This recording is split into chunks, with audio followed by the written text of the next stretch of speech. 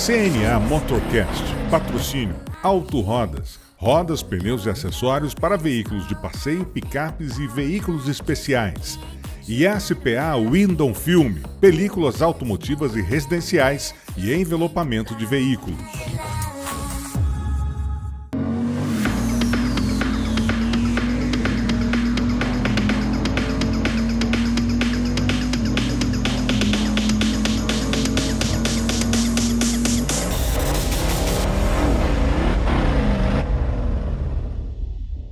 Bom dia, boa tarde, boa noite, sejam bem-vindos, sejam bem-vindas a mais um CNA Motorcast, o podcast do mundo automotivo. Eu sou o Cristian Abreu, hoje temos aqui a presença do Ianco, que ele é proprietário da Ianco Select. Ele vai nos dar algumas dicas aqui, mas antes, não é mesmo, Ianco? Mas antes, queremos saber um pouco da sua trajetória. Como que você chegou até aqui a Ianco Select? Como começou tudo isso? Conte um pouquinho mais para nós. Fale um pouquinho mais sobre isso.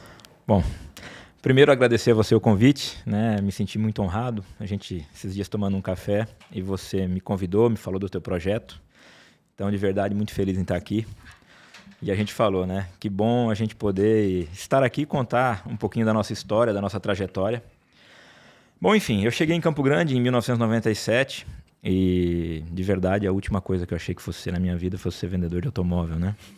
Eu vim de uma faculdade de engenharia mecânica. E quando cheguei aqui tive uma oportunidade em uma concessionária Fiat, que era a antiga Vei Grande, e comecei lá vendendo automóveis, e, enfim, né, hoje estou aqui. Já tive loja própria, depois uma passagem pelo segmento de transporte, motos importadas, chinesas, e depois de volta, né, ao Grupo Enzo, que aí já, né, depois dessa saída de Vei Grande, o Grupo Enzo se tornou, né, esse grupo, talvez o maior grupo hoje, um dos maiores do Centro-Oeste. E eu voltei lá e passei aí por diversos setores, de venda frotista, governo, venda varejo, né, diversas marcas, Fiat, Peugeot, Citroën, Jaguar Land Rover, Jeep, Dodge, Ram, né? Então a vivência foi grande, uma trajetóriazinha, uma pequena saída do grupo. Eu tive uma passagem pelo Grupo Saga, que também é um dos maiores grupos do Brasil. Foi um enorme prazer trabalhar também, né, no ano de 2016. Eu estive lá, né, tocando operações da Jaguar Land Rover e da Audi no estado do Mato Grosso. E aí, em 2019, me desliguei e hoje tenho duas lojas, uma de segmento varejo e a Ianco Select, que nós começamos o projeto em maio de 2021. Fizemos 2 anos agora aí, comemoramos, né, agora no mês de agosto, oficialmente. Maio foi o mês de inauguração, mas agora fizemos aí um evento de comemoração de 2 anos, agora no mês de agosto, né? Enfim, então estamos aí e graças a Deus andando bem.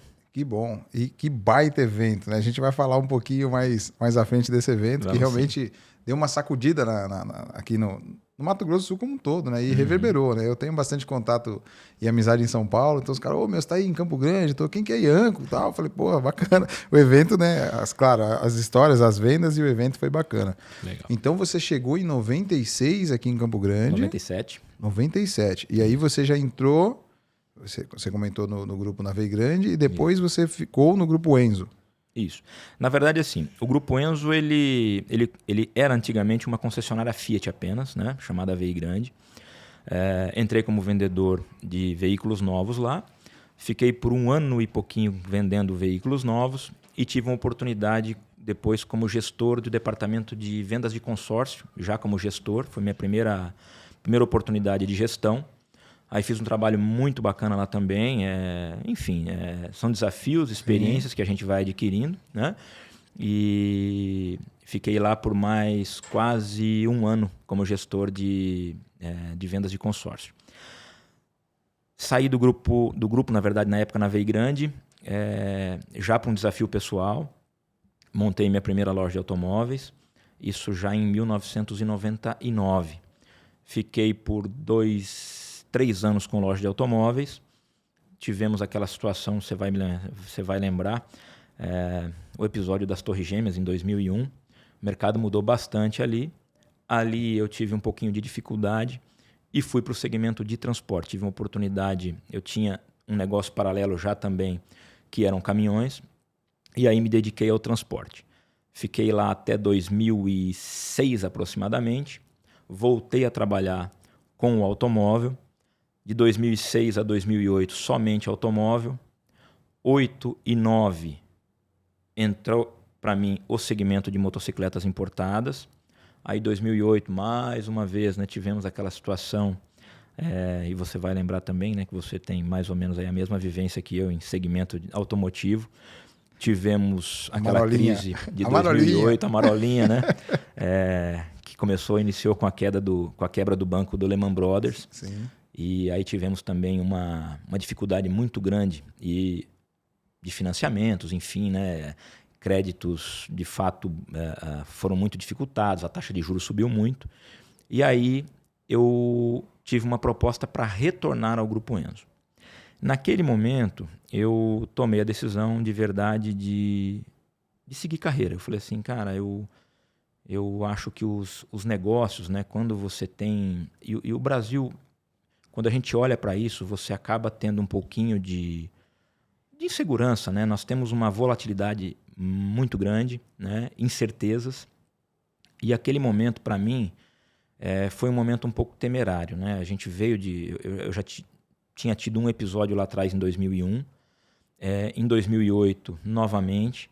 E aí, quando eu recebi essa proposta, de verdade, naquele momento, eu falei assim, cara, eu acho que é o momento de eu seguir carreira, eu tenho uma experiência bacana, eu tenho uma relação muito bacana, uma carteira muito interessante, então eu vou voltar e vou seguir e tentar crescer profissionalmente, e coloquei como objetivo que eu seria um executivo de grupo de concessionária, e coloquei como objetivo, falei assim, olha, eu vou me tornar um diretor comercial de um grande grupo de concessionárias.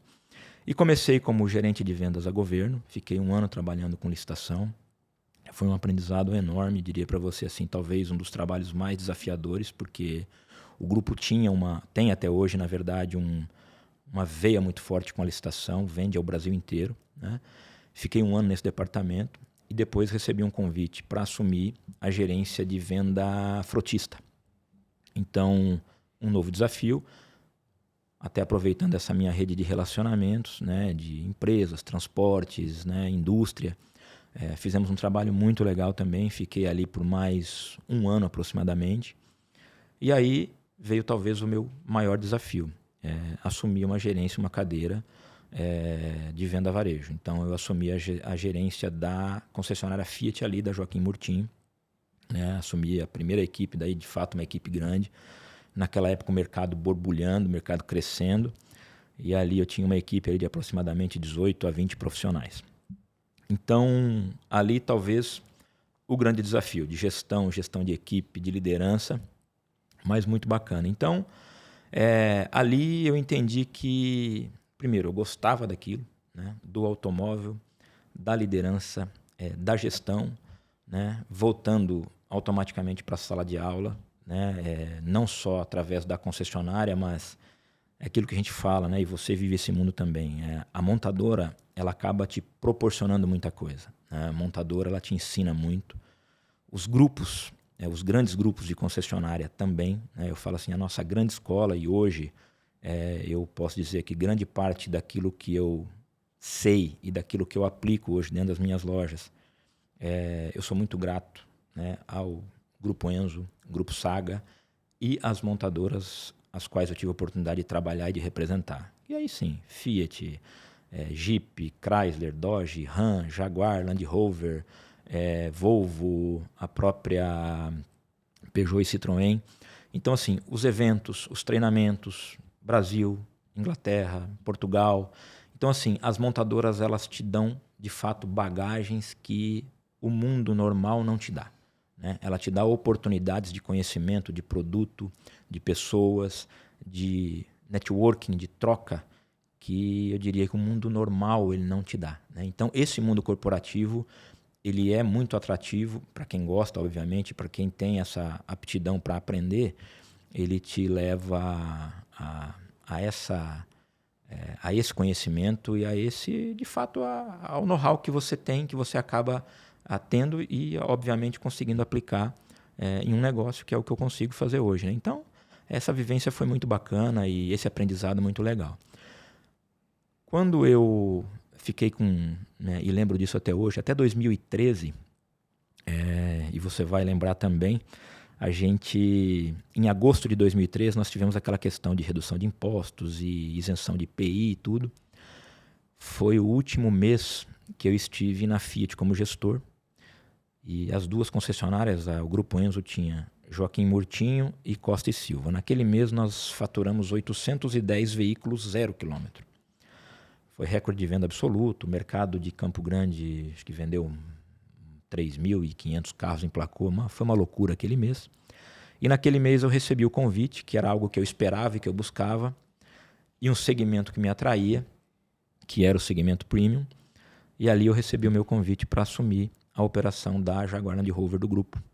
Então, a partir dali, de 2013, aí sim, a minha carreira, eu posso dizer para você, eu fui para o segmento que eu gosto, para um público que eu sempre tive conhecimento, onde eu sempre me relacionei, a um produto que eu sempre me identifiquei.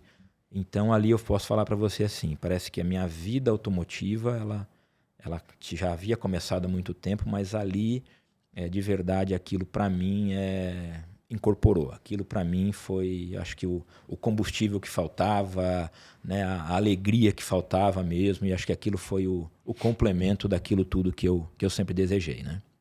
E aí com isso veio algumas viagens, né, internacionais. Nossa, eu estou nesse mundo, então é muito bom. Quando você falou, resumiu muito bem, né? A montadora ela te dá uma bagagem, ela te treina e automaticamente existe nesses grupos que são de fora, você tem a oportunidade de também ir para fora, conhecer fábrica e treinar lá fora. É isso aí. Conta um pouquinho dessas viagens que você fez aí pela Jaguar, Land Rover. Eu posso dizer para você assim, né? Quando você defende uma bandeira, né? Eu falo para você, você acaba criando uma identidade muito pessoal com a marca.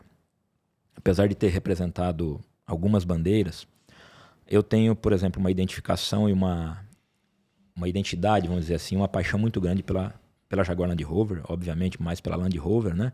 Até pelo volume de vendas, enfim, e tudo. E com certeza foi a bandeira que mais me proporcionou. Eu diria viagens inesquecíveis, né? Algumas delas para a Inglaterra, para lançamento de produtos, né? Jaguar XZ, para treinamentos, né? E você, poxa, de repente você se vê num mundo que você nunca se imagina, né? Você não consegue fazer aquilo como numa viagem normal, você não consegue fazer aquilo com um amigo, com a sua família. Quando de repente você está lá, você está em Portugal para o lançamento de um Jaguar E-Pace, por exemplo, um carro elétrico. Quando você olha, você está dentro de um autódromo que a Red Bull, por exemplo, aluga aquele autódromo para teste de produto, de carros.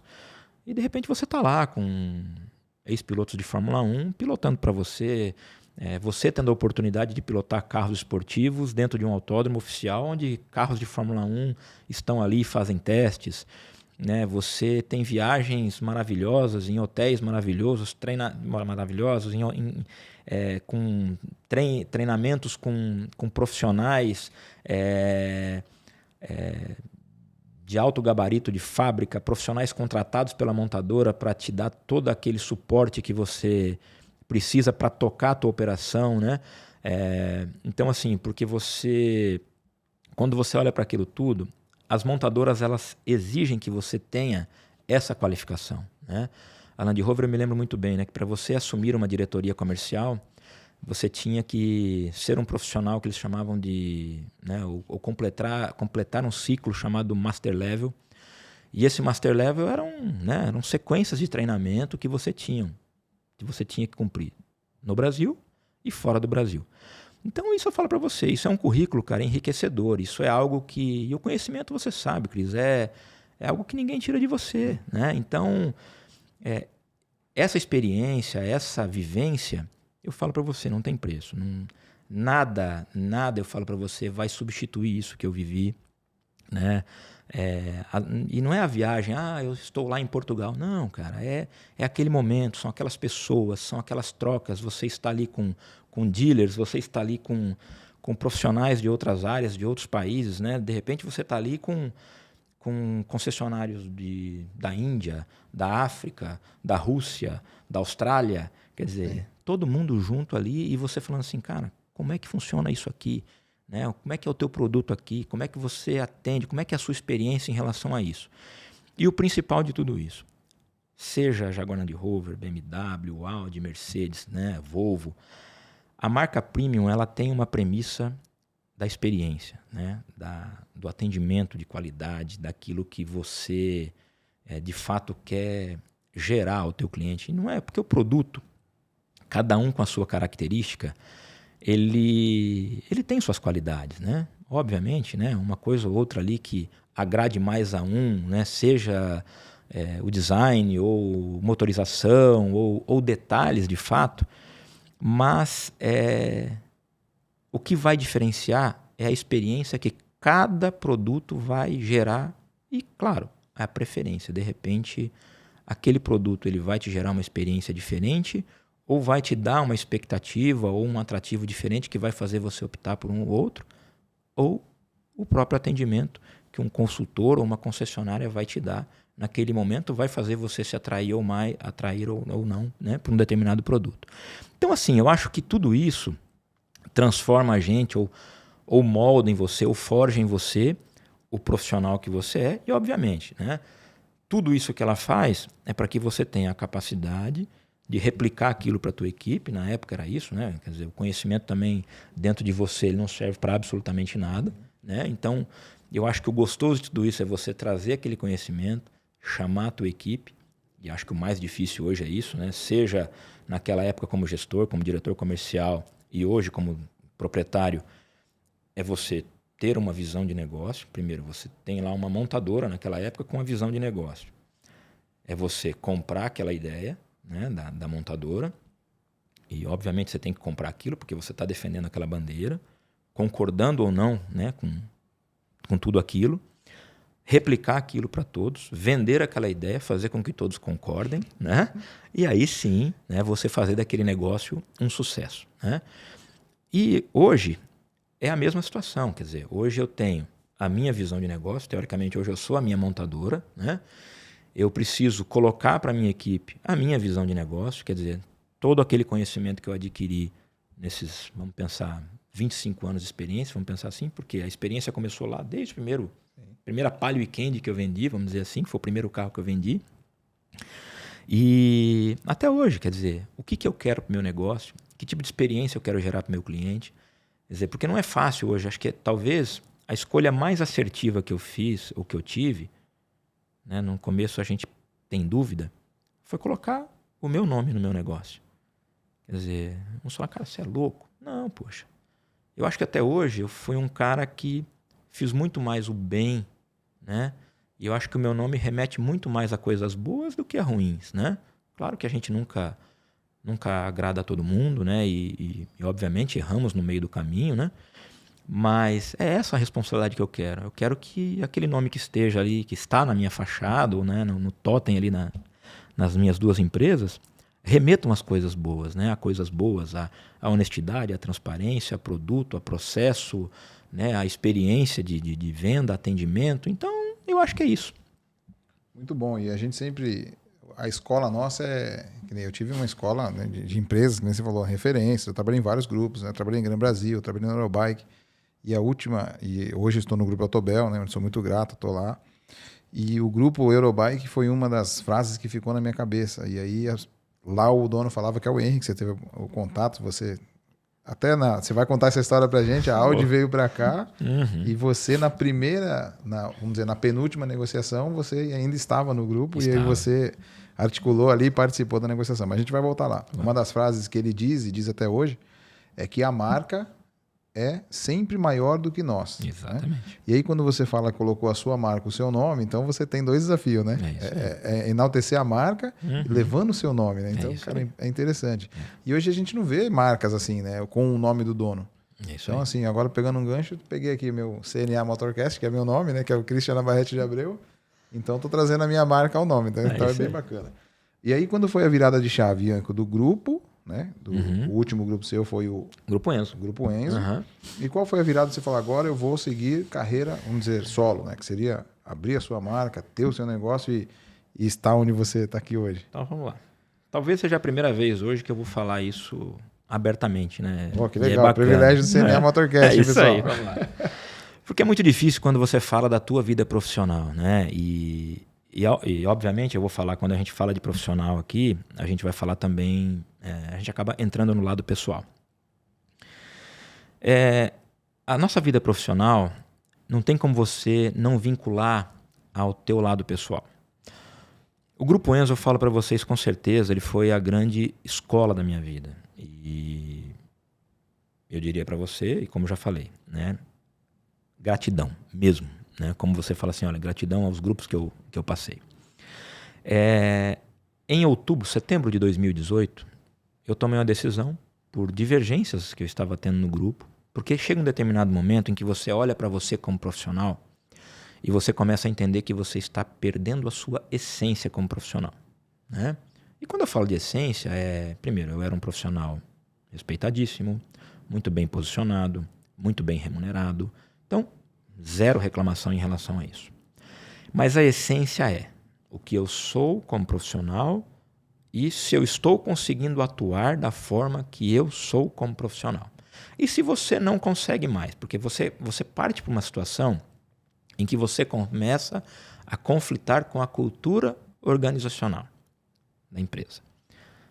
Certo ou errado? Não, a cultura da empresa está ali. Se você não se identifica mais com aquilo, ou se ela está mudando, ou de repente você mesmo está mudando e não aceita mais determinadas coisas, é hora de você sair. Né? Então, em outubro, eu tomei uma decisão de me desligar do grupo. Essa decisão foi minha. Né? Falei, olha, não quero mais isso para mim. Vou me estruturar e vou sair. Coincidentemente, isso era outubro, em dezembro eu fiz a última fase de um treinamento chamado Liderança Transformacional, que era da Jaguar Land Rover, e estava lá. Henry, né, que era uma figura que eu falo para você, não é ímpar, né? Não existem dois, né? Aquilo ali é algo... E eu adorava dividir mesa com o Henry, porque o Henry é algo enriquecedor. Sim, né? É uma figura diferente, ele é de fato diferente.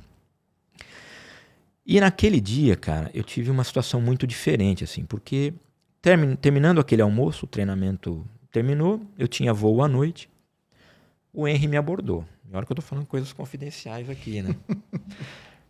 Vai ficar só entre nós dois. Só entre nós dois, né? Agora. Aí ele falou assim, o que você vai fazer à tarde?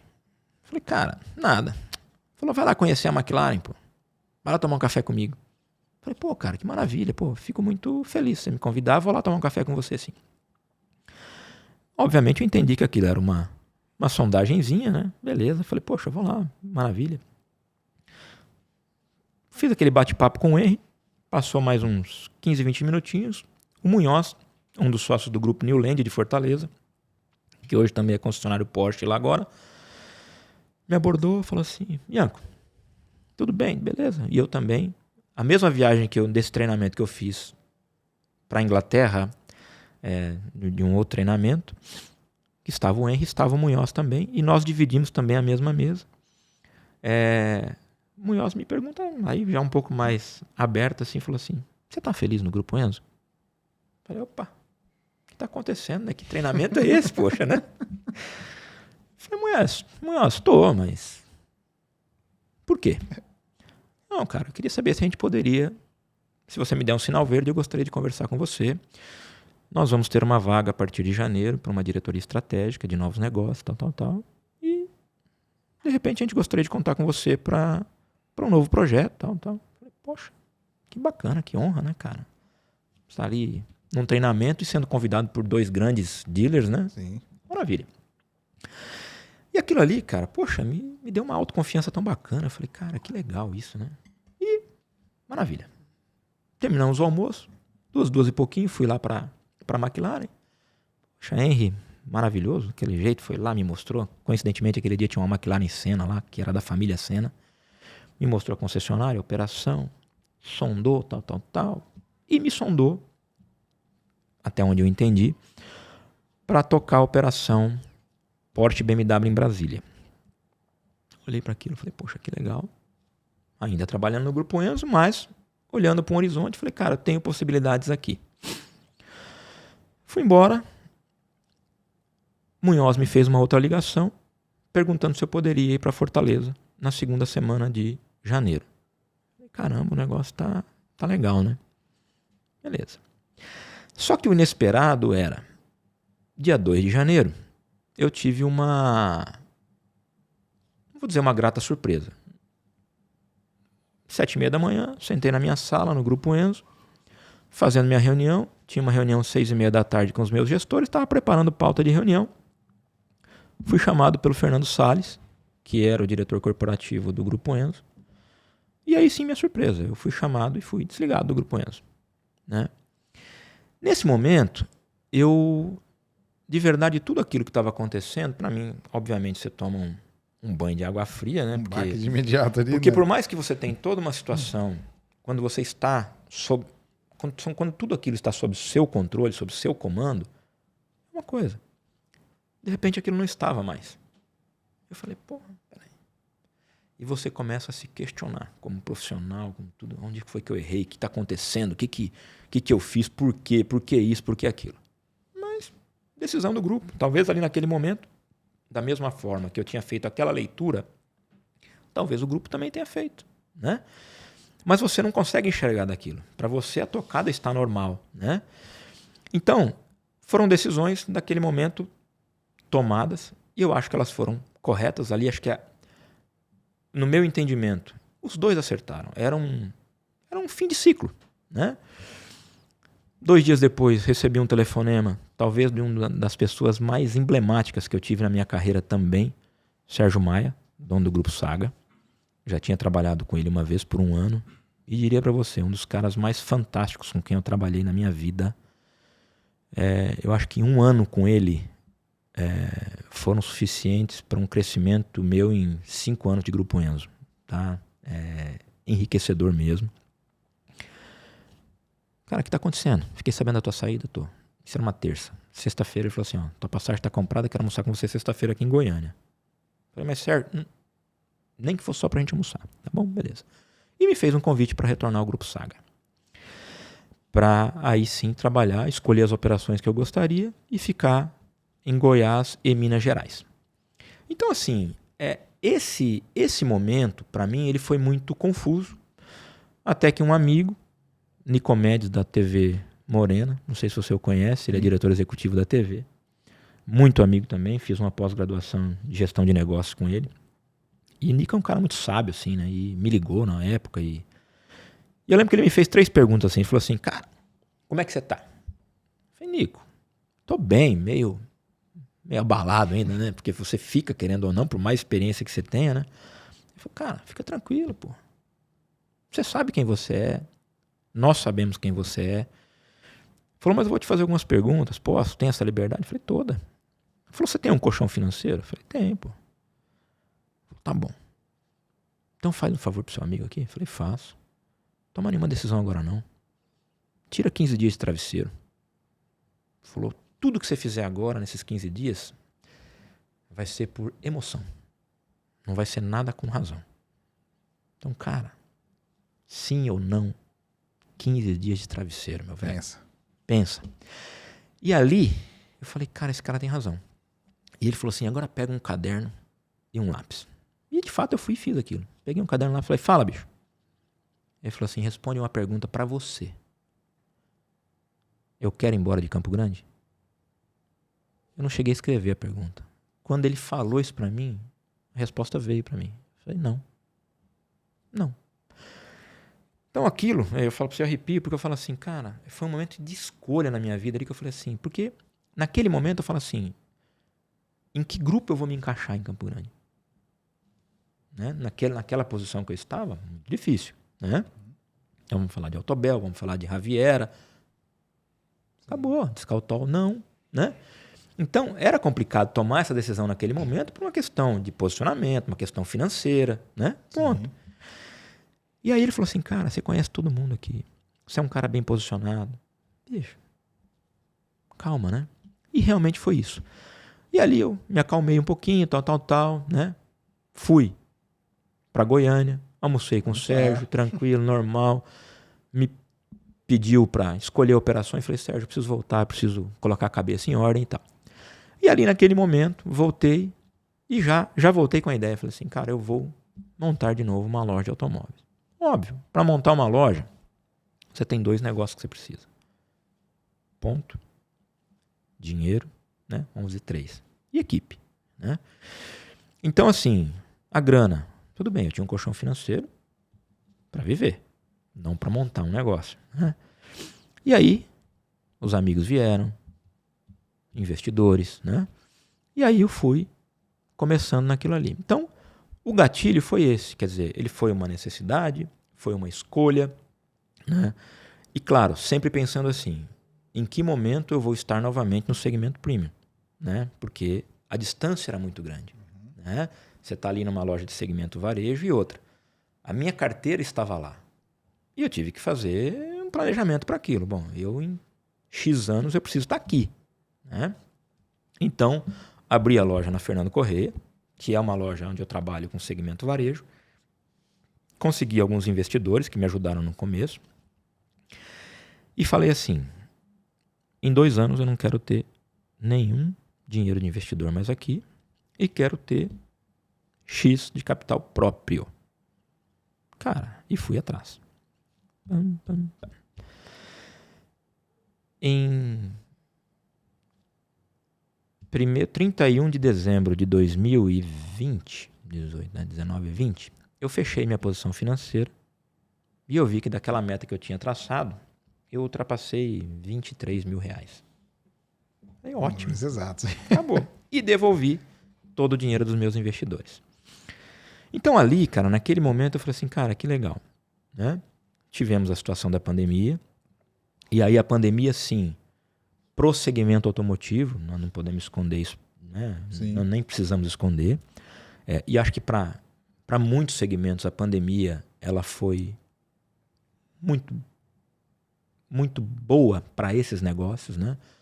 Foi um momento de uma revolução, de uma alta de preços. Então, para quem soube trabalhar esse momento, ela foi um momento bacana, óbvio, tirando tudo que aconteceu, tirando, né, toda a situação, a gente sente por tudo aquilo que aconteceu, mas para alguns negócios, a pandemia ela ajudou. Ela fez alguns segmentos crescerem, né? Então, assim, neste momento, eu tive a ajuda, né?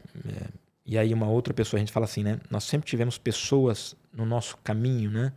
Que nos ajudaram, e eu tive essa pessoa mais uma vez, que hoje está comigo, que é o seu Antônio Girelli, que é um parceiro de longa data, que quis comprar. Ele vendeu uma participação de uma empresa e veio até a minha loja e falou assim, cara, eu queria comprar metade da tua empresa. Eu falei, Girelli, vender metade dessa empresa agora não faz sentido para mim, né? É a empresa que eu vivo dela e tal. Porém, eu tenho esse projeto aqui, que é para lá, para 2025. Ele falou assim, que projeto é esse? Eu tenho um projeto de uma loja de segmento premium, assim. Ele falou, mas quanto você precisa de dinheiro para tocar esse negócio? Eu falei, cara, depende do tamanho que você quer ser, né? Depende de como porque a gente isso vai avançar no projeto. é ilimitado, né? Ele falou, não, cara, o tamanho é você que vai determinar, né? Claro que tem que ser algo viável. Aí eu falei, cara, então eu vou fazer o seguinte, eu vou desenhar isso, vou fazer um business plan aí para 3 anos e vou te apresentar um orçamento para isso. E apresentei. Cara, quando eu apresentei para ele, olhei, mostrei resultado, tal, né? O orçamento do negócio. E ele falou, cara, manda bala. Vou fazer. Sou teu parceiro. Então, ele é meu sócio investidor hoje nesse negócio da Ianco Select, que nós abrimos como eu falei, há 2 anos, né? Então, assim, Ianco Automóveis, estamos há 4 anos e pouquinho com ela. Ianco Select, 2 anos e 2 meses, né? A gente fala assim, ainda cheirando fraldas, vamos dizer assim, né? Com a Ianco Select, mas colhendo frutos. E aí não é nem tempo de casa, eu acho que aí já é da carteira que a gente vem há muito tempo. o nome, querendo ou não, ele é um nome forte, porque não é o Ianco, não. Existe uma história por trás disso, que ela está sendo contada aqui hoje, né? Não vim do mercado, né? Não aparecia 2 anos atrás, né? É lá, em 97 que a gente começou... Hoje em dia se fala muito, o fulano de tal tem uma loja, super loja, começou agora com o Instagram, né? E agora que apareceu e pegou pandemia, o carro de luxo estourou e o cara venceu, né? Então é uma história de 25 anos. 25 anos. Cara, que bacana, entendeu? Muito bacana mesmo. E, Ianco, e ali você tem a Select... E ali você falou que os carros premium, você tem... você importa alguns veículos, eu vejo ali que, enfim, eu... Tô em frente, né? Então, somos vizinhos, eu sou o cara que mais vejo esse jogo porque minha mesa dá de frente, pessoal. Para quem não sabe, eu também estou no mercado automotivo, né? Eu sou hoje gestor de uma concessionária Audi e a gente teve aí fazer o podcast, mas enfim, eu atuo, a minha profissão mesmo é gestor comercial da Audi. Concessionária Audi, Campo Grande, Mato Grosso do Sul. E a minha mesa fica de frente para a vitrine ali do Ianco, né? Então eu vejo todo dia, eu vejo carros diferentes, eu vejo carros importados, inclusive zero. Você é importador? Não, eu não sou importador, né? Eu trago carros importados através de um importador, eu tenho um parceiro. Então, enfim, a gente já trouxe alguns brinquedinhos aí, como Challenger, como GMC Denali, como Silverado, como Cadillac Escalade. Então, assim, vem bastante coisa bacana. O carro importado, eu acho que eu ainda... questão do receio. Nós ainda temos um mercado um pouco restrito para isso. Existem grandes importadores no Brasil que, né, são conhecidos como Paito, como Fernandinho da Vanguard, como Edmundo da All Motors, como o Fernando da PDK. Então você tem grandes nomes hoje, né? E aí importadores como Albuquerque, como a própria Direct Imports. Você tem grandes nomes no mercado hoje que tem um leque muito maior. Então hoje, para não errar nisso, e o carro importado é muito fácil você errar, porque você pode trazer um carro de 1,5 milhão, por exemplo, eu trago lá um Dodge Challenger, um jailbreak wide body laranja. Mas de repente entra um cliente e fala assim, não, cara, mas eu quero um verde limão. Daqui a pouco, cara, não, eu quero um preto. Então, às vezes você consegue fazer uma alteração de cor ali, alguma coisa, você faz um cara que quer um preto aceitar um verde ou vice-versa, mas às vezes não. Então eu prefiro trabalhar isso sob encomenda hoje. E um carro hoje, se você tem ele, a pronta entrega em um concessionário nos Estados Unidos ou na Europa, que seja uma Ferrari, um outro tipo de produto, uma Alfa, uma Maserati, você consegue trazer esse carro de repente nos Estados Unidos com 45, 50 dias, se você tem navios programados. Da Europa, 65, 70 dias, você entrega um carro aqui, cara, personalizado, do jeito que o cliente quer, né? Então, e outra, você não erra uma cotação de moeda, porque às vezes você tem. Hoje a gente tem flutuação, muito, né? Você tem bastante. Exatamente. Vou te dar um exemplo. Eu trouxe uma Cadillac Escalade, o dólar do momento de compra, onde eu coloquei um depósito de sinal, a gente colocou um depósito de sinal com dólar a 5,31 e terminou a compra dela com dólar a 5,09. Quer dizer, então assim, o cliente, se ele tivesse esperado talvez 60 dias, poderia ter comprado mais barato, mas também poderia ter sido o inverso, né? Ter comprado muito mais caro. Então assim, é muito mais fácil hoje para mim, né? É trazer o veículo sob encomenda. Mas, cara, o brinquedinho que o cliente quiser, a gente traz. E quando você fala assim, você deu referências de Paito, do Fernandinho da Vanguard, cara. E muito se fala no mercado premium, os concessionários, quem está de fora, né, do negócio fala assim, putz, é concorrência, né? Minha vivência eu vejo como parceria. Então eu tenho vários parceiros. Eu tenho você como parceiro, que aí concessionária muitas vezes não vai ficar com o carro ali e a gente tem um carro que é super bom, premium, que eu não, naquele momento, o meu foco é vender o da marca, né? Porque eu sou um representante da bandeira e às vezes aquele carro para mim não é muito bom.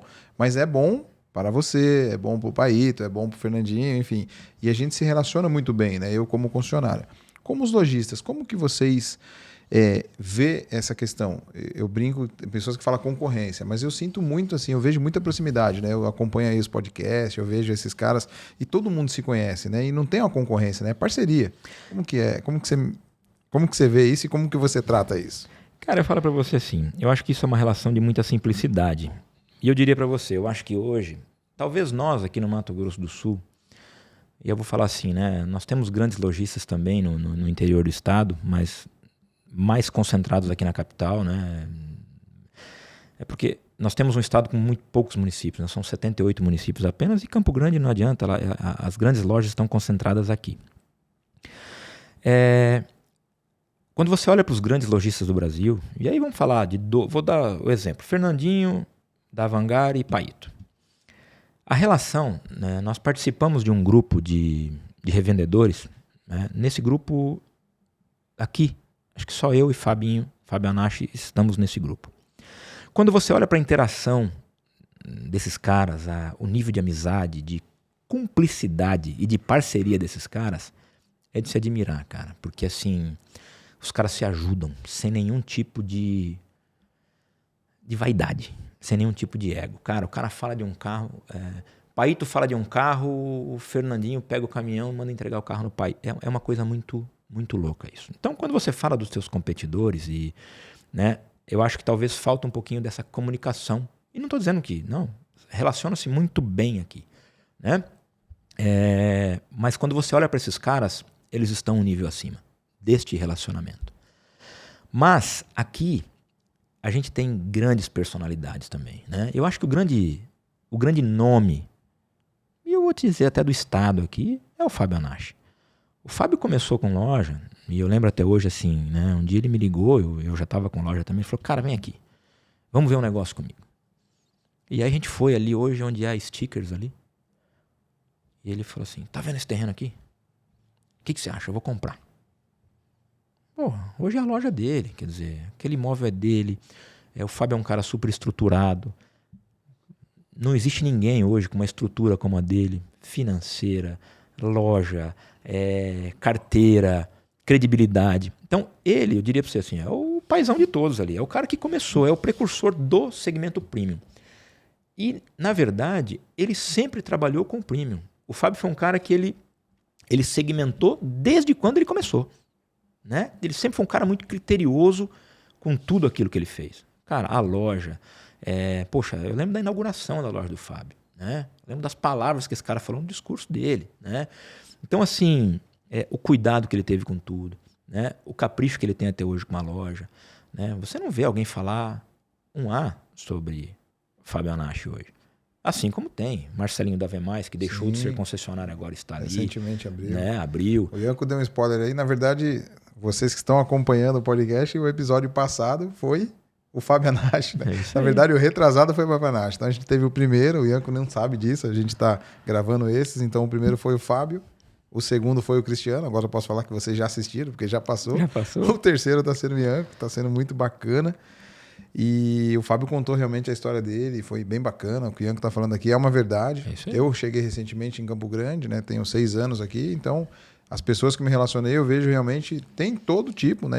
Como tudo na vida, né? Tem os bons, tem os ruins, mas realmente o que o Ianco fala aqui é uma verdade. E a história dele também é essa verdade. Mas então vocês têm um bom relacionamento e parceria. Sim. E você comentou muito, às vezes eu não tenho um carro, né? Eu vejo muito isso aqui. Eu falo para um revendedor, tem um carro tal, não me interessa, mas daqui a pouco eu vou ligar para um outro e falar, eu já recebi. Eu falo, mas como que você recebeu? Eu só falei com você, não, porque fulano de tal mandou. Eu falei, então eu aprendi como funciona, né?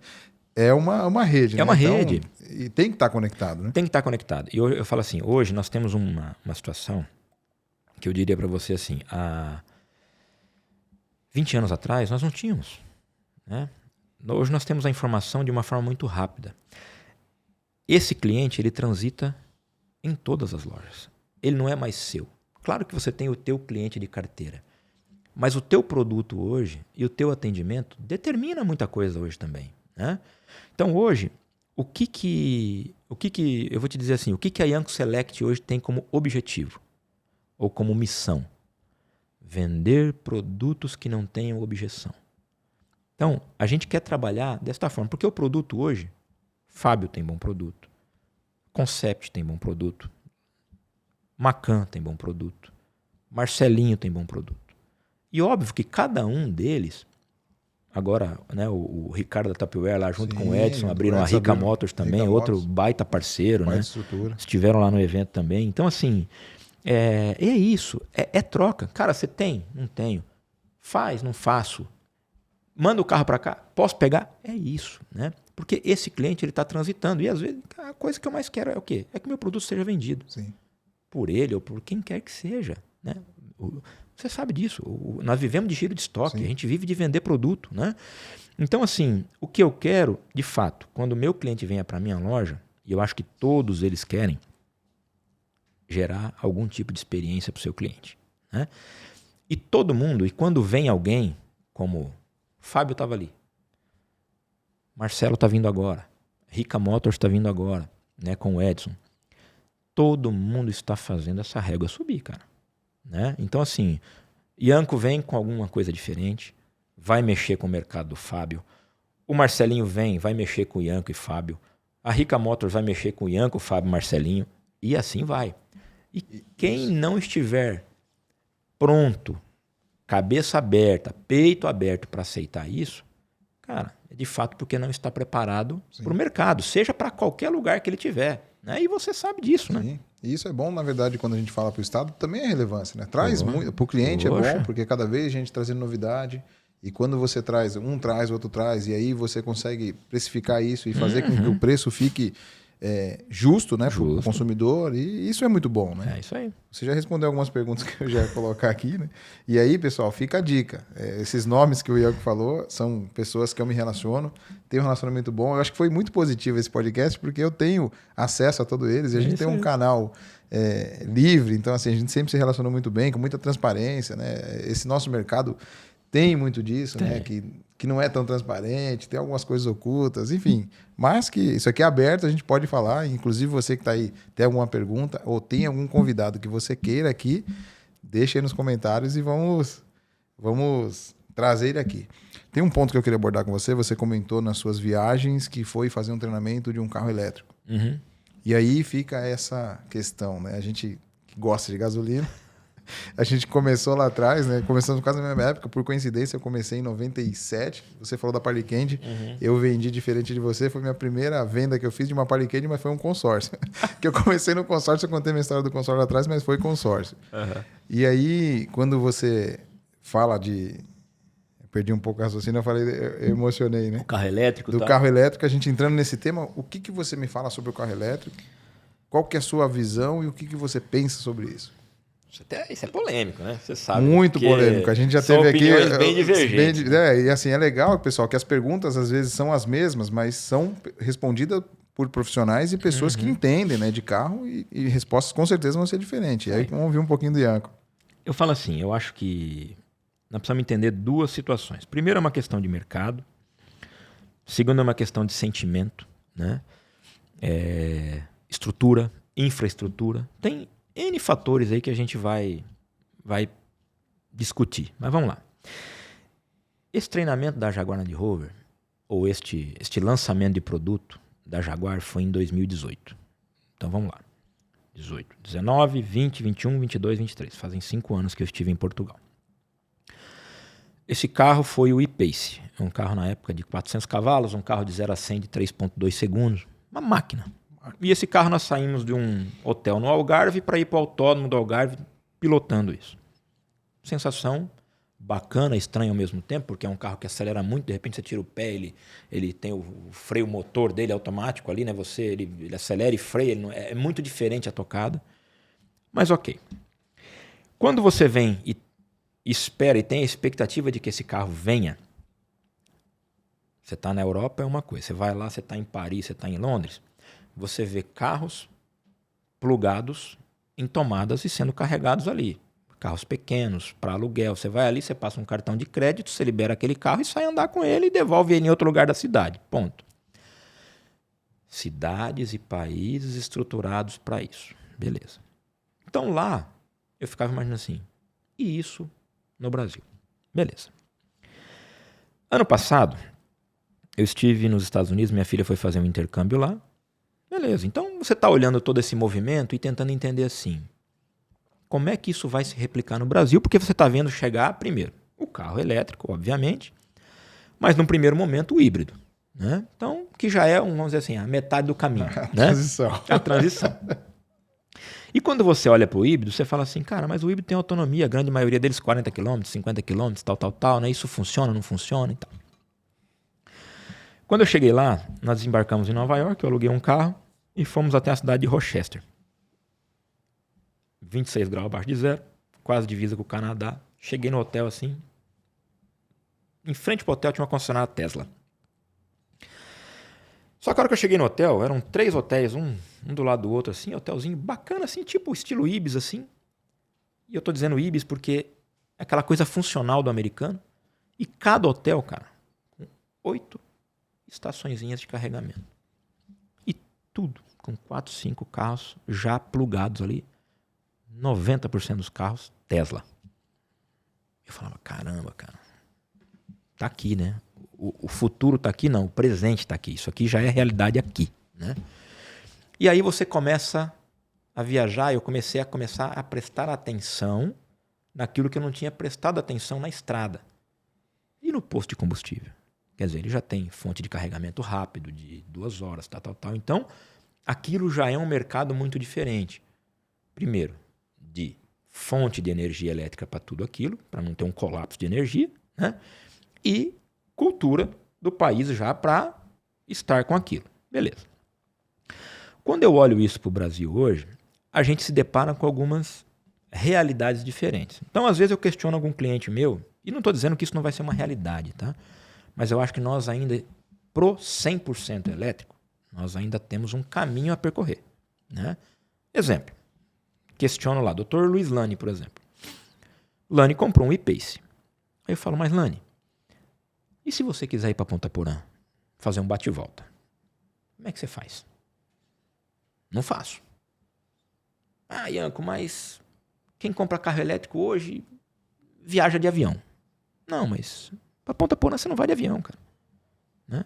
Ah, mas aí eu tenho um outro carro. Tá, mas então você não precisa de um carro elétrico para andar na cidade. Você precisa só de um híbrido. Porque se você não vai andar 300, 400 km por dia na cidade com um carro, né?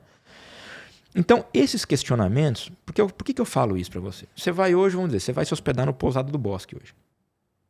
Hoje, todo mundo vai lá, por exemplo, com a necessidade. Quando eu falo todo mundo, sei lá, vamos imaginar que lá tem 100 quartos. Hoje você vai encontrar lá 6, 8, 10, 15 carros híbridos ou elétricos. E eles não têm 15 pontos de carregamento lá, né? Então hoje você já chega, deixa na recepção a chave do seu carro e os caras vão manobrando ali carros de 500, 600, 800 mil reais para fazer carregamento. Com compras, objetos de valor dentro do teu carro. Então assim, são situações que você vê no teu dia a dia. Que às vezes são desconfortáveis. Tem gente que vai se sentir segura para isso ou não. E de repente vai ter cara que fala assim, não. Eu não quero deixar minha chave na recepção. De repente, 1h da manhã, alguém vai na porta do teu quarto e fala assim, o senhor pode emprestar a chave do seu carro ou o senhor pode manobrar seu carro lá. Então, eu ainda vejo questões assim, simples. E eu estou falando assim, de uma coisinha simples que às vezes pode incomodar. Como, por exemplo, o Dr. Bertin, que é um juiz, comprou uma XC40 híbrida com a gente. Comprou, eu quero um carro híbrido, tal, vamos lá, vamos mexer nisso. Mora num edifício ali, próximo ao shopping. Passou 90 dias. Ianco, vende esse carro para mim.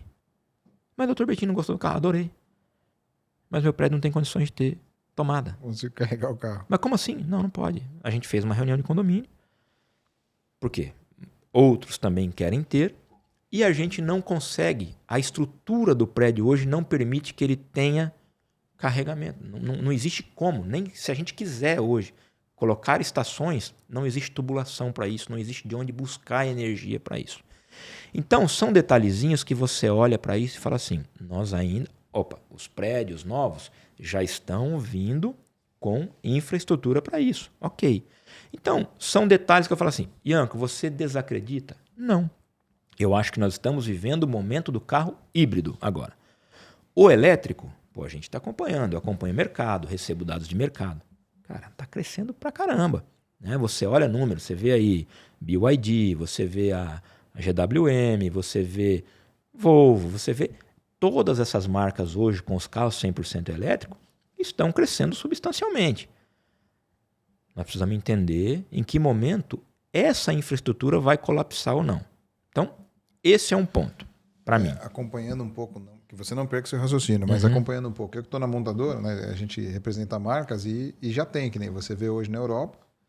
Vamos falar um pouco da Audi. Né? Quando você tem um comunicado interno lá que até 2030, por exemplo, já não se vê mais nenhum carro a combustão. E aí, quando você olha e fala, nossa, o Ian falando isso é uma verdade, eu concordo com você, é uma evolução, é uma transição, mas quando você fala assim, que já tem a data, né, que já na Europa já saiu, né, a primeira instância lá que até 2030 realmente não se produz mais carro a combustão na Europa. E aí, né, você fala, nossa... É loucura, né? É loucura, mas é uma realidade. Se não produz, como que você vai fazer? É isso aí. Concordo, leio, acompanho e te falo mais uma coisa. Aí nós temos o segundo problema disso tudo. E o barulho? Exatamente. Quando você vai dar partida num Challenger e descobrir que a partir de 1º de janeiro de 2024 não fabrica mais um carro desse a combustão. Então, assim, existe a paixão. Existe algo que a gente não vai conseguir produzir mais. Não vai conseguir remeter mais. E aí? Como é que você vai dar partida daqui a pouco num Corvette V8?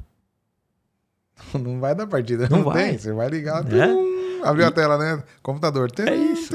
Então, assim, eu estou encomendando um agora para trazer. Esse, sim, vou fazer a importação de um Challenger para entender, assim, como vai ser esse mercado lá na frente. Como vai ser a valorização de um produto desse lá na frente. Porque eu não consigo imaginar hoje, dando partida num motor V8 de 717 ou de 807 cavalos, por exemplo, sem ele fazer barulho. Sim. Né? E a paixão do cara tá nisso. Né? É você pegar hoje... Vamos pegar uma montadora como a Porsche hoje. É você dar partida numa 911 Turbo. Vamos imaginar você dando partida numa GT... GT3. Uma GT3 e dando partida numa Taycan. Um Taycan. Não tem. Acabou. Emoção zero, né? Assim, pode ser dirigibilidade. É isso. E andar com o carro é uma experiência sensacional, mas a partida, né? Acabou. Que é o melhor, que ele enche os tuchos, né? Que daí que ele dá aquele tranco, né? É isso. Então, assim, são tantas coisas, Cris, que você vai analisar, porque, assim, de fato, óbvio, existe toda uma preocupação, né, ambiental para isso, né, recursos naturais que estão, né, ficando cada vez mais escassos. Obviamente, nós somos hoje o pulmão do mundo, né? Você faz também pela Land Rover ainda, fizemos uma expedição, foi muito interessante, no lançamento na New Discovery, a gente fez uma expedição em Santarém, foi no Pará. Foi uma coisa muito interessante. Nós fomos conhecer uma cidade lá chamada Fordlândia. Não sei se você já ouviu falar. Não. Foi uma cidade que Henry Ford fundou no meio da floresta amazônica para extrair borracha. E você olha, é uma cidade completamente americanizada no meio da floresta, no meio do nada. Aí você fala assim, por que Henry Ford foi Henry Ford? É por causa dessas coisas, né? Você fala assim, o cara sai lá dos Estados Unidos, vem aqui e monta uma cidade no meio da floresta amazônica. E por que eu quero dizer isso? Aí nós pegamos um voo de Belém a Manaus. Cara, foram 2h30 voando em cima de rio e floresta. 2h30, cara. Você fala assim, cara, não vai acabar, né? Se um avião cai ali, nunca mais acha mesmo, né? Então, assim, nós temos todas essas situações hoje que falam assim, por que Europa hoje colocou data? Porque, de fato, precisa. Porque lá não existe mais o que se fazer em relação à questão ambiental. Mas há controvérsias, né? Porque já também andou paralisando lá, né? Um período, porque já não tinha mais estrutura. Então, está assim, colapsando. E assim, além de colapsar, tem lá, queima carvão para poder gerar energia. Gerar energia. Assim, né? Há controvérsias para isso. Sim. E aí, falando um episódio engraçado, quando a gente fala disso, né? Da questão do barulho, né, e eu sei que a gente vai falar disso, nós vamos falar do Track Day. No Track Day, muito barulho, né? Então... Eu nunca vi brotar tanto carro V8 como eu vi aquele dia, né? E Mustang, e Camaro e tal. E foi lá meu amigo Luiz Lani com o seu e-Pace. E tal, e empolgado, ele adora carro, é apaixonado, sempre foi em todos os eventos, né, de marca que a gente fez. E aí no final ele conversando lá empolgado, porque de fato o carro é rápido, né? É um carro de 400 cavalos. Aí no final ele falou assim, pô, Ian, cara, barulho, né? Ferrari, Porsche e tal. E eu tenho que fazer o quê? A hora que eu passo na reta, eu tenho que passar buzinando, porque meu carro não faz barulho, né? E é isso. Então, quando você olha para isso, é algo que você fala assim, poxa, o cara sente a necessidade disso, né? Porque ele tá ali imprimindo toda uma questão de potência e velocidade e o carro dele não faz barulho. Exato. Né? Não, cara, mas enfim. Então, o meu né, respondendo assim de forma muito sucinta a tua pergunta. Acredito. Acho que nós temos ainda o momento do híbrido ainda, diria, médio prazo. Né? A gente ainda vai viver ainda um momento bacana de híbrido para vir o carro 100% elétrico Brasil. Então eu diria para você assim, Ianco, você tem um tempo na tua cabeça disso? 10 anos. 10 anos. 10 anos. Para falar assim, nós vamos ter um mercado consolidado sem colapsar a energia para receber o produto 100% elétrico. E estruturado, né? O Fábio tem uma visão parecida com a sua, mas o Fábio fala que é uma realidade, que vai ser até de repente um pouco mais rápido, mas que aí a gente falou nessa questão, e o cara que gosta de ligar, não falamos de ligar, mas o cara que gosta de gasolina, de barulho, falou, cara, esse cara vai esticar até a hora que der. É isso aí. Até o último. O Fábio falou, eu vou ficar até o último. Se tiver uma 911, a gasolina última que vir, eu vou comprar ela e vou usar até acabar. E aí vai ficar para os outros, né? Para as próximas gerações. E aí você comentou do barulho, do Q8. Conta pra gente um pouco desse evento. Cara, que sacudiu, a gente começou falando lá no começo, né? Sacudiu aí o estado, né? Sacudiu. Como que foi? Veio do aniversário, né? De 2 anos. Veio do aniversário. E quando você teve a sacada de falar, vou fazer um aniversário com ligado a carro, um track day e tal. Assim, você sabe que existe um departamento que incomoda bastante a gente, que é o marketing, né? Sim. Então, e eu tenho um cara muito competente, que é o Rafa.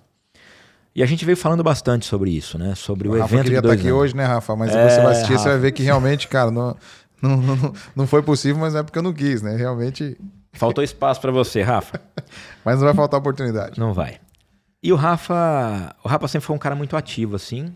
E ele sempre veio com a ideia. Primeiro ele queria fazer assim, cara, vamos juntar essa turma do esportivo, vamos fazer um passeio, vamos tal. E eu lembro que lá na Saga, a gente tentou fazer isso também e acabou que não deu para fazer.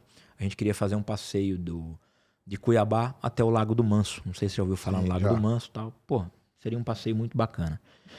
E aí, ele falou, cara, vamos fazer um evento de autódromo. O autódromo falou, cara, autódromo, Rafa, autódromo, cara. Eu sei que teve um dia lá, ele falou assim, cara, vamos, vai dar certo. Falei, beleza, cara, você me convenceu, vamos fazer e tal, beleza. Só que todo evento, quando você faz um evento, o primeiro medo que vem é o seguinte, o evento vai dar certo? Ou o evento vai micar?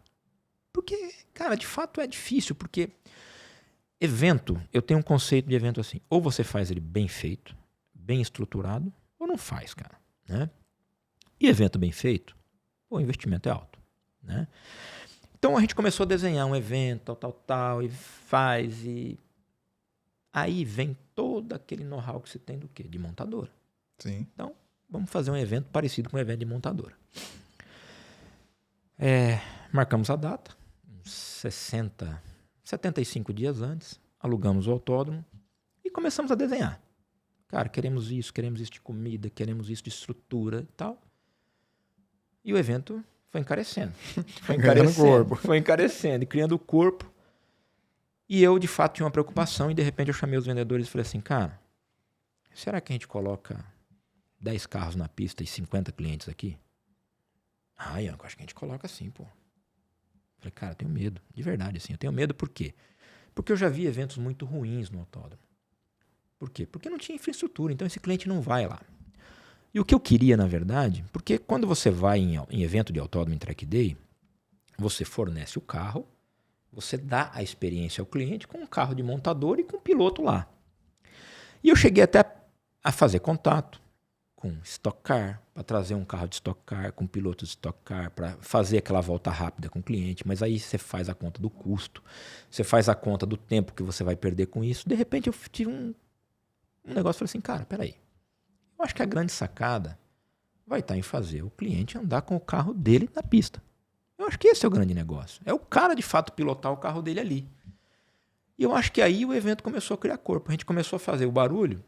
Cara, de repente, chegou um cara e falou assim, cara, eu posso ir pro teu evento? Como patrocinador? Eu falei, como patrocinador? Eu falei, cara, mas é evento de aniversário, não quero vincular meu nome a ninguém. De repente chegou o Bradesco, que é um patrocinador. Parceiro meu de outros negócios. Cara, posso ir pro teu evento como patrocinador? Opa, pode. Então, de repente, começou a encorpar. Falei, cara, o evento vai acontecer. Estabilizou. Aí você tem um problema no autódromo que é o seguinte. o autódromo tem uma limitação de 200 pessoas. Porque senão depois você muda uma condição de alvará, você precisa de mais uma ambulância, mais um médico socorrista, mais brigadistas. Então, você começa a criar corpo, porque, cara, querendo ou não, por mais... Tem risco de um acidente, você tem que deixar tudo aquilo. Você tem um termo de autorização, de responsabilidade que você tem que assinar, porque por mais que você esteja ali, né, cuidando de todos os detalhes ou pedindo para que todos tenham todo o cuidado possível, você vai ter gente ali que toca muito bem, gente que toca mais ou menos, gente que não tem experiência nenhuma e, de repente, gente que vai achar que tem alguma experiência. Você tem que contar com tudo. E que a emoção toma conta. Exato. E toma, cara. Toma de conta. verdade, toma Sim. conta. Mas, aí, de repente, quando deu na quinta-feira que antecedia o evento, a gente se deparou com um problema. Nós tínhamos 238 convidados confirmados e 36 carros de pista confirmados. Aí eu falei assim, e agora? O que a gente faz? Então, assim, o evento, cara, de fato, ele foi um sucesso. Não vou dizer graças a Deus, mas vou falar assim, alguns clientes confirmados não foram. Diria para você, alguns a gente não conseguiu convidar, alguns recusaram o convite por não poder estarem lá, tal, algum motivo. Outro compromisso já tinha marcado antes. Isso, tal. mas digo para você, quem não foi, eu acho que muita gente se arrependeu de não ter ido, porque achou que o evento de fato não ia ter a estrutura que teve. Quem foi, eu falo para você, cara, Cris, eu falo para você de coração assim, sem nenhum tipo de... Nós não escutamos nada negativo do evento, nada. Sabe quando você chega em casa realizado daquilo que você fez? Muito bom. Foi muito legal. Sentimento de dever De cumprido. dever cumprido. Então, assim, foi muito legal, foi um sucesso. O Rafa, nós cuidamos de cada detalhe daquilo, sabe? A interação foi muito legal. Quem andou na pista, cara, se apaixonou. E o principal, todos, a grande maioria ali, andou na pista em família.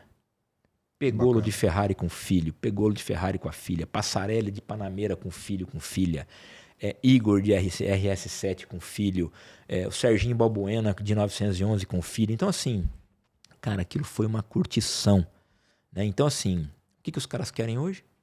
O segundo track day. Ian, Aniversário de 3 anos aí vai ser que massa. 3 anos? Os caras querem que eu faça um track Já day a cada fazem 3 um- meses, isso cara. aí. Fala, gente, não é assim. Sim. Não, mas a gente ajuda financeiramente, a gente vai buscar apoio. Sim. Então, ficou um negócio tão bacana que, de repente, a gente já vai pensar Pode em fazer um calendarizar encontro. isso, né? Então, cara, foi de fato assim. Se tem algo que me deixou feliz nesses últimos tempos de falar assim, olha, de evento ou de algo que a gente fez de fato de sucesso, foi esse track day. Muito bom. E aproveitando aí o sucesso, tem alguma coisa, e aí eu vou te colocar aí, não é saia justa, né? Mas Vamos lá. pergunta aí que é bem bacana. Qual foi o não que você se arrependeu de não dizer? Tipo aquela lá, eu devia ter falado não. Caramba, eu devia ter falado não, cara.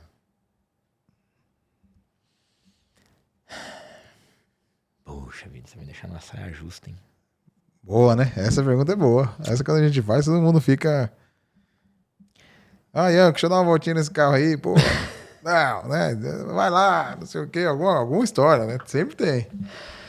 Cara, eu vou te dizer assim, olha, você sabe que hoje a maturidade ela vai eu vou dizer assim, ela vai nos deixando seguros para dizer o não na mesma simplicidade do sim, né? Mas eu falo para você assim, talvez profissionalmente eu tive uma vez só não vou falar o nome da empresa, Claro. por uma questão aí, né, ética, mas eu tive um convite uma vez para trabalhar em um grande grupo também, né, e talvez ali vamos dizer assim, poderia ter dito talvez o sim e disse o não, vamos dizer assim, né, eu acho que é isso, né. A pergunta era essa ou não? A pergunta é o não. É o não? Não deveria ter feito, né? Então, talvez é isso, né? Talvez eu não deveria ter dito não. Ou não. Talvez eu deveria ter dito sim. Se saiu bem, é isso aí. Legal. Tem algumas perguntas que eu fiz aqui, mas a gente nesse papo tá sendo tão gostoso, e aí muitas delas você já foi respondendo, que eu coloquei a questão de... Só ficou aqui uma dica que eu quero que você deixe, aí você comentou muito bem que você teve grandes mentores. Você já, na sua fala de como você começou, você já deixou claro que você tem uma gratidão enorme pelo Grupo Enzo, pelo Grupo Saga. Tem alguma particular de algum nome? Porque daí depois eu vou entrar em algumas perguntas aqui que já é meio que... O papo tá tão gostoso, a gente poderia ficar aqui até amanhã cedo, mas tem horário nesses primeiros. Não, fica tranquilo. Tem algumas pessoas... A gente sempre tem uma referência, a gente sempre tem um ídolo, né? Aquela pessoa que você olha aquela pessoa e fala, nossa, realmente é bacana. E eu tenho várias, né? Então, se eu for falar aqui, eu vou falar a noite inteira que pessoas que realmente me ajudaram, me pegaram no colo e me fizeram crescer. Né? E são nossos mentores e pessoas que realmente nos ajudou. Você tem algumas pessoas que você tem no coração que você queira falar? Tenho sim. Eu primeiro de tudo, cara, eu queria falar assim, né? Eu acho que a grande base de tudo, pai e mãe, né? Então, eu acho que o primeiro grande mentor que eu tive foi meu pai. Vou contar uma história rapidinha, que eu acho que vale a pena. E talvez isso, por um segundo, quem sabe, né? Meu pai tinha uma concessionária Mercedes-Benz em Umuarama, né? E de lá que eu vim. E eu sempre tive muita vontade de trabalhar com meu pai. Então, essa vontade de trabalhar, sempre de cedo e tal. E você olhava para aquilo, né? Então, falava, poxa, meu pai, concessionário, tal. E com 13 anos eu falava, pai, quero trabalhar com você. Eu olhava aquela empresa gigante, aquela coisa louca, né? E falava assim, nossa, meu pai, né? Poxa, né? Executivo e dono de uma grande empresa. Você quer trabalhar mesmo? Quero. Então tá bom, nas férias desse ano você vai trabalhar.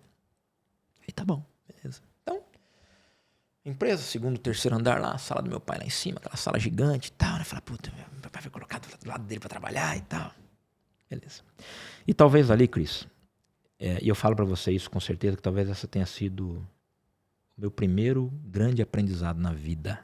E é o que eu trouxe pra vida até hoje. Quando eu cheguei pra trabalhar aquele primeiro dia, existia assim na entrada da concessionária, e eu vou falar para você assim, para você ter uma dimensão, uma concessionária do tamanho da Campo Grande Diesel e da Big Star. Entramos assim, tinha o departamento de peças ali, o Jurandir era o gerente, e meu pai chegou ali e falou assim para mim, falou pro Jurandir, vai começar hoje, tá? Eu já achei estranho aquilo, falei, mas o que é? Será que eu vou ficar aqui? O papai falou, aguarde aí que o Jurandir você vai começar a trabalhar aqui. Tá bom. Sempre fui um cara obediente, vamos ali. A primeira coisa que eu recebi para trabalhar foi um balde, um rodo e um pano de chão, cara. E ali eu olhei para aquele tamanho daquele salão, que devia ter uns 600, 800 metros quadrados, e fui passar pano de chão. E ali eu falei, mas cara, aí eu passava na boqueta, né? Para quem não sabe, é aquela... É o caixa da peça, é a saída das peças. Pô, eu conhecia todos aqueles mecânicos de festa de final de ano e tal, e eu passava ali com a garganta ali, segurando o choro mesmo, assim, de vergonha, cara. Falava, mas o que meu pai tá fazendo comigo, cara? Né? Essa expectativa, meu pai é o dono, eu vou ficar lá de o que é isso, né, cara?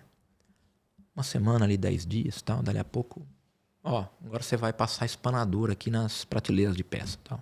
8 mil itens de peças, cara. Espanador e tal. Resumindo um pouquinho pra você disso, dali a pouco... Naquela época, né, não tinha pedido mensal de peça, descarregava um caminhão, era aquele livro desse tamanho aqui de peças para você conferir, guardar e tal. Talvez você não tenha trabalhado com isso, mas Cardex, né? Quer dizer, você ia lá, conferia o relatório de entrada e saída de peça e tal. Fiquei ali uns 6 meses naquela peça e, de repente, meu pai falou assim, agora você vai atender balcão. O Jurandir falou. Eu falei, tá bom. Quando eu fui atender o primeiro cliente de balcão, eu sabia olhar para o estoque no Cardex, pela numeração das peças, eu sabia onde essa peça estava, como buscar pela codificação, tudo. Né? Então tudo aquilo fazia sentido. Fiquei 1 ano na peça, eu tinha 14. Um dia eu cheguei em casa, em cima da minha cama tinham 3 macacões e 2 pares de quichute. Você vai lembrar de quichute, né? Fiquei 1 ano trabalhando na oficina. A primeira coisa que eu fiz na oficina foi esmerilhar cabeçote de caminhão. Então assim, por que eu tô falando isso pra você? Por que o grande primeiro mentor? Humildade, cara. Né? Ali eu acho que você constrói aquilo que... a tua essência. Né? E eu, depois de muito tempo, eu perguntei isso pro meu pai. Ele falou, pai, mas por que daquilo, né? Não poderia ter sido diferente? Ele falou, não. Claro que eu poderia ter assumido aquela empresa lá, na época do Plano Collor, quebrou. E por isso nós viemos para Campo Grande, numa situação até financeira complicada e tal. Mas é aquilo que eu falo, o berço, né? Aquilo forjou lá atrás, né, cara? Os valores, né? O caráter e tal. E ele falava assim, cara, essas pessoas elas precisam conhecer você, você precisa estar igual a elas. Sim. Você tem que sentar e tomar um café, e elas têm que entender você não como dono, como conhecedor do negócio. Se um dia você assumir isso aqui, elas precisam enxergar você aqui, respeitar você pelo teu conhecimento, por aquilo que você é. Então, meu pai foi o meu primeiro grande mentor por esse tipo de ensinamento, cara. Então, assim, eu acho que a sabedoria dele estava nisso, né? Então, ponto.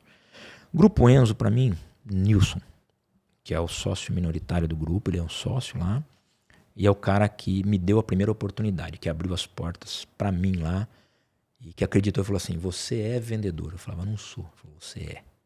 Você vai ser o melhor vendedor que essa empresa já teve. E de fato, na época de Veio Grande, eu fui um grande vendedor lá, líder de vendas por muito tempo. Então, assim, foi um cara que acreditou e direcionou a minha carreira. Eu me tornei diretor comercial no Grupo Enzo pelo direcionamento dele. Claro, você tem que entregar, você tem que trabalhar, você tem que estudar, mas você precisa ter alguém te orientando, alguém que vai te dar de fato mentoria mesmo, né? Que acredite em você e você esteja, né, junto, apto a receber aquilo, feedback e outra. Não é só feedback não, meu amigo, é puxão de orelha, é algo que você precisa entender o seguinte, não é só elogio, né? São as críticas também, você precisa aprender a lidar com elas. Então, eu queria muito citar esses dois caras que eles foram fundamentais na minha vida. E por um curto período, o Sérgio Maia. Esse cara, para mim, ali, ele foi também algo muito significativo na minha vida. Cara que me abriu portas e me mostrou um lado de um mundo corporativo, exemplo de reuniões de conselho, cresceu. Ali, o Ianco cresceu como executivo, né? Então, eu acho que é isso. Esses três caras eu gostaria de citar. E, claro, o Girelli como... né, um cara que apostou em mim, é um cara que investe em mim. Fala assim, cara, tá aqui, o recurso tá aqui, trabalhe com ele. Né? Então, bom, são essas pessoas. Pegando aí. o gancho que a gente, toda vez que a gente fala aqui no canal, e eu tenho também isso comigo, é assim, né? É ambiente e pessoas. Ambiente e né? pessoas, é isso aí. Mas a faculdade, tem gente que fala, não faça faculdade. Meu, faz faculdade. A faculdade, a escola, a educação é muito bom, mas a vivência e escutar e seguir com pessoas que querem o que você quer ou que já tem o que você quer, ou que já conquistou. É isso. Né? Então, assim, se você... É um dito popular, né? Todo mundo fala, mas é óbvio. Se você está andando com 5 antas, né? Você é a sexta. É isso aí. Então, se você está andando com 5 leão, você é o sexto. Então, assim, é ambiente e pessoas, né? Isso aí. Então, legal. Aqui a gente está caminhando quase para o final. E aí tem o bate-bola. Esse aqui, esse é bem bacana. Tá, vamos lá. Um papo agora descontraído. A gente podia ficar aqui até amanhã com muita história. O Ian, que é um cara que tem bastante história. E aqui eu vou te colocar em outra saia justa, mas essa aqui é bem legal. Vamos lá. Aqui é o bate e volta com o Ianco. Vamos lá. Então, assim, qual que é a regrinha? É a primeira palavra que vem na sua cabeça, o primeiro... aqui a gente fala de carro, então eu vou te perguntar alguma coisa, é o primeiro que vem na cabeça. Tá bom. Então, vamos lá. Bate bola. Qual foi seu primeiro carro? Fusca. Qual o seu carro preferido da vida? Range Rover Velar SV Autobiography. Oh, que belo carro, hein? Qual sua marca preferida? Land Rover. Qual seu carro atual? Audi RS Q3. Se mentisse, eu Essa você matar mentira conhece, que né? eu conheço, que eu vejo ele chegar e sair todo dia com ele. Melhor carro que você já pilotou. E aí pode ser pista e pode ser na rua. Porsche 911 Turbo S. Qual carro você sonha em pilotar? Porsche GTS 3, GT3. GT3. Cara, GT3 é unânime, né, cara? Tem cara que fala que é Porsche, mas tem gente que fala que um GT3 qualquer. Não GT3. importa se é Porsche, se é BMW. Qual carro você teria novamente? Range Rover Velar SV Autobiography. E para finalizar, qual carro que você vendeu, que você falou assim, putz, eu não deveria ter vendido esse carro, mas não na loja. Isso, o carro seu, de propriedade sua, que você teve para uso particular e que você vendeu, falou, não deveria ter vendido, que eu não fiz nada com a grana, acabei com o carro e me deixou saudade. Range Rover Velar SV Autobiography. Ficaria com ela até acabar. Ad eternum. Bom, quem sabe, né? Vamos comprar uma aí, né? É isso aí. Você O mercado tá aí, né? né? Pior que igual ela, não vai achar outra. Ianco, aqui a gente faz uma brincadeira e aí, se você hoje pudesse hoje estar em todos os outdoor, em todas as rádios simultaneamente, e você pudesse deixar uma frase, mas essa frase em 3 palavras, o que você deixaria? Humildade, gratidão, resiliência. Muito bom. E aí a gente comentou bastante aqui de novos entrantes, você contou muito sua história, reduziu uma história muito bonita, parabéns. Obrigado. Qual que é a dica que você deixa hoje para novos entrantes, pessoas que querem entrar nesse nosso mercado automotivo, empreender nesse mercado? Vamos dizer, um atalho que você não teve lá atrás, ou até mesmo uma dica, o que você deixaria de dica? Cris, eu deixaria assim. Eu acho que esse mercado ele tem um histórico. Eu diria para você assim: muitos fizeram histórias muito bonitas nesse mercado e outros histórias muito ruins que acabam trazendo bons para o mesmo balaio de ruins, vamos pensar assim. Então o que eu diria? Esse mercado ele está se profissionalizando de verdade cada vez mais e o que eu diria para esses novos entrantes: honestidade, transparência, profissionalismo. Então assim, de verdade, venham para o mercado de forma profissional, né? Quando a gente fala disso, o cliente hoje ele espera muito da gente, né? Então, o concessionário se profissionalizou e esse cliente hoje, o mercado, talvez as pessoas não saibam disso. O mercado de seminovos hoje, ele é infinitamente maior do que o de novos. De 5 a 6 vezes maior.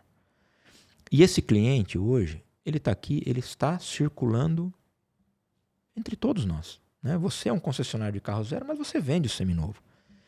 Então, ele espera muito da gente. E o que ele espera de nós hoje, eu acho que talvez a palavra mais clara para ele é a transparência, cara, é a honestidade. Ele espera que você, de fato, o trate com profissionalismo mesmo, né? Não é só atender bem. Porque atender bem hoje atender... É obrigação nossa. Sim. Né? Mas vender um bom produto, ter um processo muito bem definido hoje, né? Cara, nossa...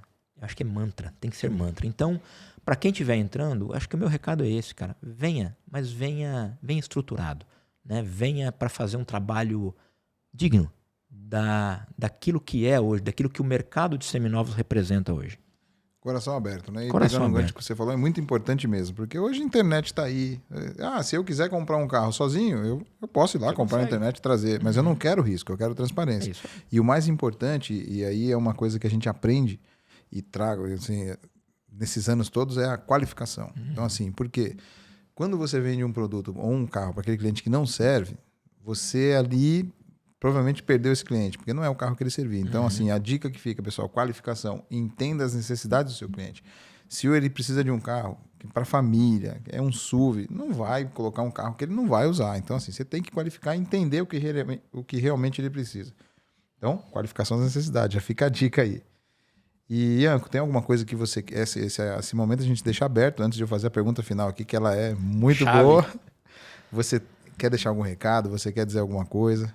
Cara, de verdade é te agradecer a oportunidade, porque assim, eu acho que ter a oportunidade de falar quem você é, de onde você veio, por que você está ali, né? Porque às vezes as pessoas olham e falam assim, pô, de onde saiu esse cara, né? Da onde vem essa loja tão grande? Por quê, né? Da onde, né? De onde esse Ianco saiu? E a gente de fato tem história, existem os porquês de você estar ali, né? Então, é gratidão a você pelo convite, né, de poder estar aqui contando a minha história, né, tudo aquilo que às vezes as pessoas não sabem da tua origem, né, de como você começou, né, as tuas raízes. Então, de verdade, fiquei muito feliz de poder estar aqui e falar um pouquinho, né, como você falou, você acha que se for contar a história aqui, a gente vai longe. A gente vai longe, mas acho que a gente abordou os principais pontos. Mais uma vez, parabéns, história muito bonita. Ianco, se você pudesse ser um carro, aí eu já sei a resposta, né? Esse cara, o carro que ele vendeu se arrependeu, o carro que ele teria que mais gostou foi esse danado, vamos ver se vai ser. Eu acredito que seja a mesma, mas se você pudesse ser um carro, que carro você seria? Caramba. E por quê? Não, eu vou tentar mudar um pouquinho, deixa eu pensar um carro bacana. Eu vou mudar um pouquinho, eu não vou mudar de marca, tá? Mas eu vou mudar um pouquinho. Eu vou para uma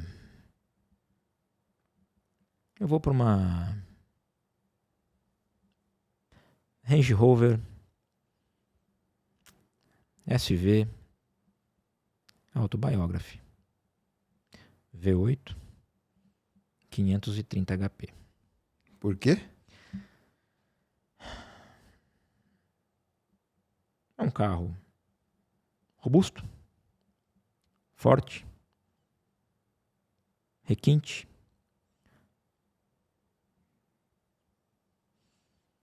vamos dizer assim, seguro e te leva com segurança aonde você quiser chegar. Muito bom, isso aí. Então, pessoal, vamos deixar aqui os arrobas. Se alguém quiser te encontrar, quais são suas redes sociais, Ianco? @IancoSelect e a minha pessoal, ianco.larsen, que é o meu Instagram. Só chegar por ali, curtir. E olhar aqueles carros maravilhosos, aqueles brinquedos, né? Aqueles brinquedinhos maravilhosos que estão por lá. Então, pessoal, muito obrigado pela audiência. Deixe aí nos comentários. Escreva aí o próximo convidado. Ianco, minha gratidão, né, por você ter aceitado, vindo aqui no nosso podcast. Foi um prazer conhecer mais essa história, que a gente se conhece dos negócios, oi, tudo bem, e esse carro e tal. Tivemos algumas oportunidades no café ali de conversar, se relacionar, mas a fundo assim eu não tinha essa noção. Eu acredito que muitos dos nossos telespectadores aí também não. E assim, aqui no Mato Grosso do Sul, né, você já é uma referência. Obrigado. E eu tenho certeza que cada vez mais você está expandindo, né, e vai ser uma referência aí também, Brasil, né, como a gente tem grandes players aí. E, pessoal, vou deixar o arroba aqui do Ianco, os contatos do Ianco estão aqui. Mais uma vez, muito obrigado pela audiência. Ianco, muito obrigado. Eu que agradeço. Pessoal, obrigado mesmo. Vamos lá para o próximo capítulo, vai ser suspense. Isso aí. Valeu. CNA Motorcast, patrocínio Auto Rodas. Rodas, pneus e acessórios para veículos de passeio, picapes e veículos especiais. E SPA Window Film, películas automotivas e residenciais e envelopamento de veículos.